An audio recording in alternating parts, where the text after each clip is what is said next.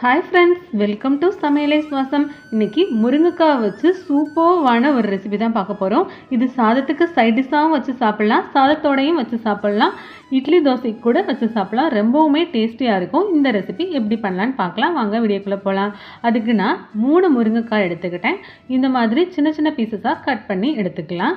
நல்லா வாஷ் பண்ணிவிட்டு இந்த மாதிரி சின்ன சின்ன பீஸாக கட் பண்ணி எடுத்துக்கோங்க. ஸ்டவ்வில் வந்து ஒரு பேன் வச்சுக்கோங்க. அதில் 2 ஸ்பூன் அளவுக்கு ஆயில் வந்து ஆட் பண்ணிக்கலாம். ஆயில் நல்லா ஹீட் ஆனவனே அதில் 1 ஸ்பூன் அளவுக்கு சீரகம் வந்து ஆட் பண்ணிக்கோங்க. சீரகம் நல்லா பொரிஞ்சு வரட்டும். அதில் ஒரு கொத்து அளவுக்கு கறி லீவ்ஸ் வந்து ஆட் பண்ணிக்கோங்க. கறி லீவ்ஸ் நல்லா பொரியவும் ஒரு பெரிய சைஸ் வெங்காயத்தை ஸ்மால் பீசஸாக கட் பண்ணி அதையும் இது கூட ஆட் பண்ணிக்கலாம். வெங்காயம் வந்து நல்லா வதக்கி கொடுத்துக்கோங்க. வெங்காயம் லைட்டாக கலர் சேஞ்ச் ஆகட்டும். அந்த அளவு நல்லா வதக்கி கொடுத்தா போதும். இப்போ நம்ம இது கூட ஒரு மீடியம் சைஸ் தக்காளி வந்து ஆட் பண்ணிக்கலாம். சின்ன தக்காளியாக இருந்தால் 2 ஆட் பண்ணிக்கோங்க. கொஞ்சம் மீடியம் சைஸாக இருந்ததுன்னா 1 ஆட் பண்ணிக்கலாம். தக்காளி வெங்காயம் நல்லா வதக்கி கொடுத்துக்கோங்க. இப்போ தக்காளி வெங்காயம் வதங்குற அளவுக்கு தேவையான அளவு சால்ட் வந்து இது கூட ஆட் பண்ணிக்கலாம். சால்ட் ஆட் பண்ணிவிட்டு தக்காளி வெங்காயம் நல்லா வதங்கி வர அளவுக்கு நம்ம இதை வதக்கி கொடுத்துக்கலாம்.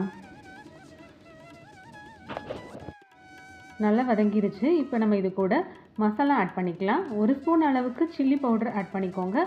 1/2 ஸ்பூன் அளவுக்கு மல்லித்தூள் வந்து இது கூட ஆட் பண்ணிக்கலாம். ஆட் பண்ணிவிட்டு நல்லாவே மிக்ஸ் பண்ணி கொடுத்துக்கோங்க.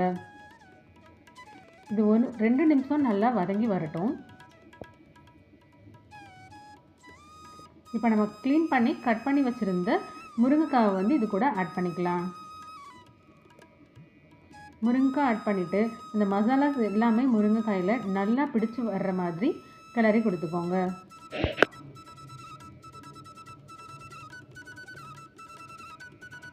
இப்போ நம்ம இதுக்கு வந்து தேங்காய் பேஸ்ட் வந்து அரைச்சி எடுத்துக்கலாம். அதுக்கு ஒரு மிக்சர் ஜார் எடுத்துக்கோங்க. அதில் ஒரு சில் அளவுக்கு தேங்காய் வந்து கட் பண்ணி ஆட் பண்ணிக்கோங்க. அதில் 1/2 ஸ்பூன் அளவுக்கு மிளகு ஆட் பண்ணிக்கலாம்.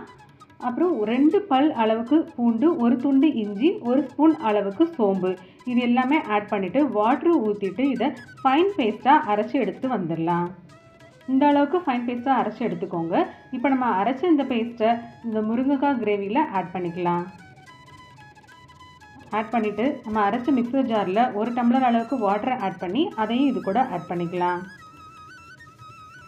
இந்த ஸ்டேஜில் நீங்கள் வந்து சால்ட் வந்து செக் பண்ணிக்கோங்க. இது நல்லாவே கலந்து கொடுத்துட்டு சால்ட் வந்து செக் பண்ணிக்கலாம். செக் பண்ணிவிட்டு ஒரு லிட் போட்டு க்ளோஸ் பண்ணிவிட்டு மீடியம் ஃப்ளேமில் வச்சு ஒரு 10 மினிட்ஸ் வச்சுருங்க. நல்லாவே முருங்கைக்காய் வெந்து வந்துடும்.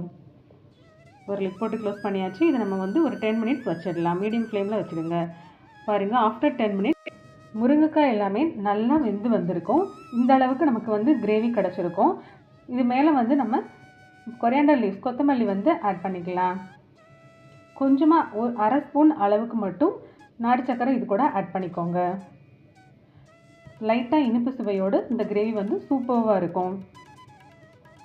இன்னும் கொஞ்சம் நேரம் ஸ்டவ்வில் வச்சு வச்சோம்னா நமக்கு வந்து கூட்டு மாதிரி ஆயிரும். நீங்கள் இந்த மாதிரி சாதத்தில் ஆட் பண்ணி சாப்பிட்ணும் அப்படின்னு சொன்னால் இந்த அளவுலேயே நீங்கள் வந்து ஸ்டவ் வந்து ஆஃப் பண்ணிடலாம். இல்லை நம்ம சைட் டிஷ்ஷாக வச்சு சாப்பிட்ணுன்னு நினச்சோம்னா இன்னும் கொஞ்சம் நேரம் அந்த வாட்டர்லாம் வற்றவும் நம்ம எடுத்துக்கலாம். சூப்பர்வான முருங்கைக்காய் கிரேவி ரெடி ஆகிடுச்சு. இந்த ரெசிபி உங்களுக்கு பிடிச்சிருந்துச்சுன்னா மறக்காமல் நம்ம சேனலை லைக் அண்ட் சப்ஸ்கிரைப் பண்ணிக்கோங்க. Thank you friends.